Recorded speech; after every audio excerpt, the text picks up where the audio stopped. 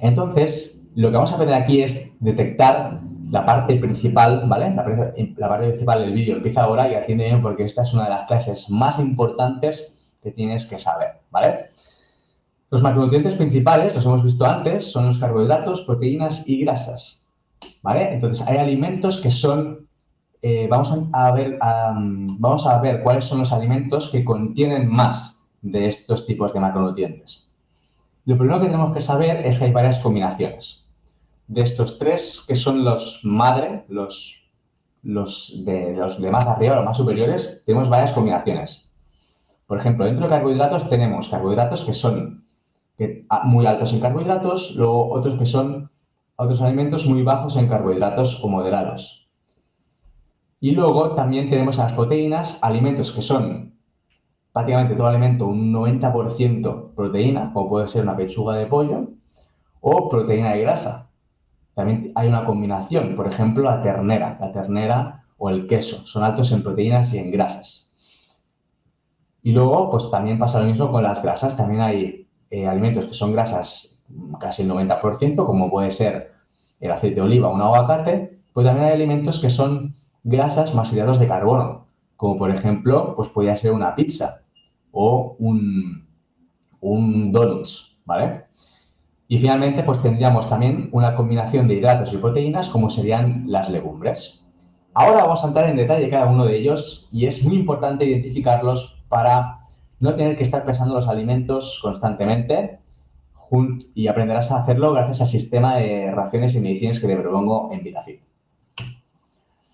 ¿Vale? Entonces, ¿cuál es este sistema de mediciones? Pues un sistema de mediciones con la mano, ¿vale? Entonces, por lo general, los alimentos que son altos en proteínas, que tienen más de un 90% de proteínas por 100 gramos de alimento, los vamos a visualizar mediante la mano. Es decir, una ración de proteínas, a partir de ahora, tú la puedes identificar si es del tamaño de tu mano y del grosor de tu mano. Sabes que ahí hay una ración de proteína que es lo que luego te saldrá en tu plan. A lo mejor en tu plan, pues tienes 3 raciones de proteína.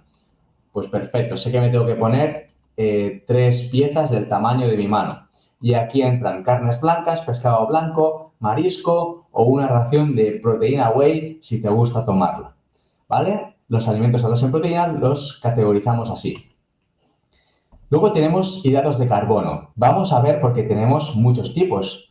Es el grupo de alimentos que más tipos de subgrupos hay, ¿vale? Entonces están los cereales y granos, verduras, frutas, legumbres y tubérculos. Todos estos alimentos son predominantes en carbohidratos, pero como decíamos antes, no todos tienen la misma cantidad. Así que vamos a verlos. Los que son más altos en carbohidratos principalmente son los cereales y granos, las legumbres y las frutas tropicales, ¿vale? Cereales y granos pues siempre es arroz, avena, trigo, maíz, mijo, amaranto, quinoa, ¿vale? Todos esos cereales son altos en carbohidratos. Y las legumbres también lo son, lentejas, garbanzos, habas, frijoles y frutas tropicales que son con alto contenido de azúcar también, pues papaya, sandía, melón, ¿vale? Entonces, todos estos grupos de alimentos los vamos a medir con la típica cuchara de servir, con el alimento, como si son cereales previamente cocido.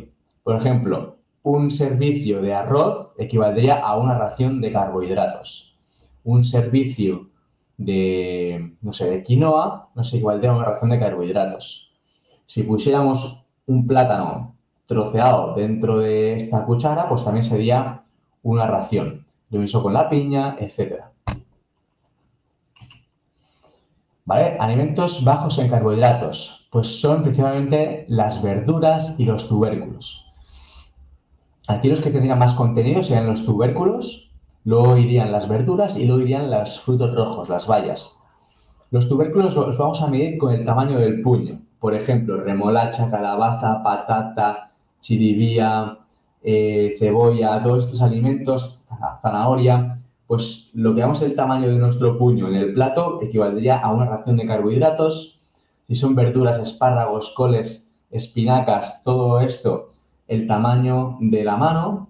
Y son frutos rojos, moras, etcétera, también sería como el tamaño de la mano, ¿de acuerdo?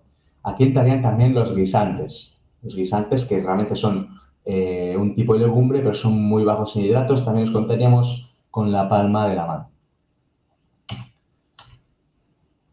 Bien, seguimos alimentos altos en grasa, ¿vale? Los alimentos altos en grasa los medimos con el pulgar. El pulgar va a ser el tamaño y la proporción de una ración de grasa. Aquí entran todo tipo de cremas de cacahuete, de frutos secos, aceite, margarinas, mantequillas, nata, chocolate, paté, todos estos alimentos, el tamaño del dedo gordo sería una ración. También existen estas cucharas que te pongo aquí abajo, que vendrás a hacerlo también con estas cucharas, ¿vale? A medir una ración. Equivaldría a una cucharada de entre 15 mililitros y 10 mililitros. Te recuerdo que tienes un documento donde tienes un enlace directo a varios utensilios que puedes comprar para tener la cocina y agilizarte todo este proceso. Luego hay otros alimentos que por sus proporciones son altos en grasa, pero los vamos a categorizar diferente. ¿Vale? Por ejemplo, el aguacate, yogur griego, aceitunas. ¿Vale? Estos alimentos los vamos a medir ya no con el dedo, sino por la guía de porciones. ¿Vale? La guía de porciones es un documento en PDF que tienes en tu Drive, donde están los 6 grupos de alimentos y ahí dentro de cada grupo te explico la cantidad que tienes que comer de ese alimento. Por ejemplo, si hablamos de aguacate, sabemos que un aguacate entero pequeño o medio aguacate equivaldría a o medio aguacate grande equivaldría a una ración de grasas. Sabemos que, por ejemplo, 100 gramos de pollo equivale a una ración de proteínas. Pues todo esto lo tienes explicado en este PDF y es un gran soporte para cuando tengas dudas, pues recurrir a este PDF donde te aclara muy bien cuántos gramos equivale a cada alimento y a una ración, ¿vale? Entonces me dirá, jolín, Mar, pero entonces sí que tengo que pesar los alimentos.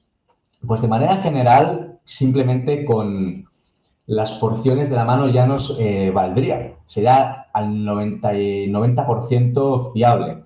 Pero si queremos afinar un poco y como estamos aquí haciendo un proceso de aprendizaje, no está de más que tengas una pequeña báscula y por si acaso te midas la cantidad de ese alimento. ¿Vale? Si pusiéramos un ejemplo y tuvieras en tu menú 2 raciones de grasa y tú quieres comer aguacate ese día, pues pesarías tu aguacate y tu aguacate dirá, mira, pues pesa 160 gramos. Tú te vas aquí al listado de PDF y ves que una ración de grasas de aguacate son 100 gramos. Pues ya sabes que podrías comerte casi todo el aguacate y llegarías a tus requerimientos nutricionales, ¿vale?